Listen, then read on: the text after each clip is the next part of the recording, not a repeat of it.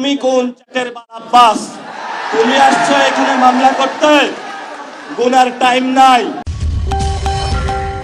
তারেক জিয়া যদি এসে রক্ষা না করত তাহলে আপনি মির্জা আব্বাসের ছুনোপুটিও আমরা ঢাকা হাটে খুঁজে পাইতাম না।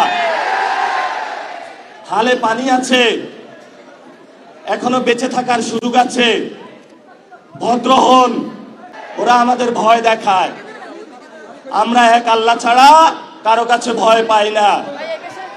মামলা হামলা অনেক আগে পার করেছি। শেখ হাসিনার আমলে রিমান্ডে নিয়ে আমাকে মাথা নিচের দিকে দিয়ে পা উপর দিকে দিয়ে সারা রাত নির্যাতন করেছিল, কখনো আপোষ করার চেষ্টা করি নাই।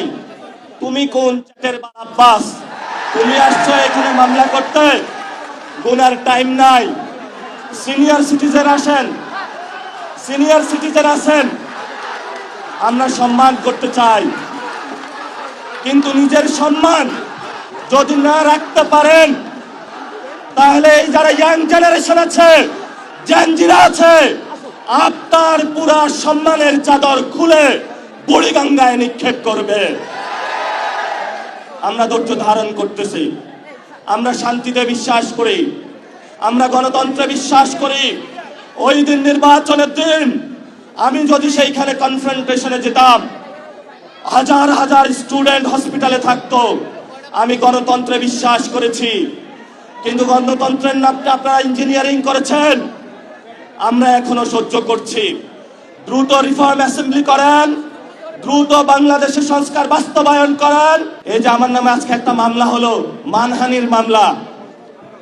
ওই ব্যক্তি চাঁদাবাজি করে, সন্ত্রাসী করে, এমন লোকের কোনো মান থাকতে পারে না। যার মান আছে তারই তো মানহানি হয়।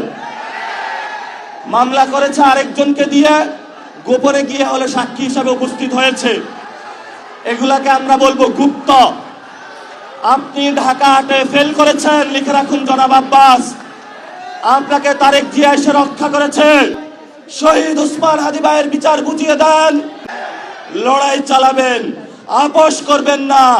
মাছে ভাতে বাঙালি, জমিতে যায় আমরা ধান চাষ করব, পুকুর থেকে মাছ উঠাবো।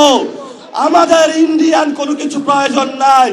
বাংলাদেশে পর্যাপ্ত জিনিস আছে, মান মর্যাদা নিয়ে বাঁচবো। স্বাধীনতার প্রশ্নে কারোর সাথে আপোষ করব না, সংগ্রাম চলবে।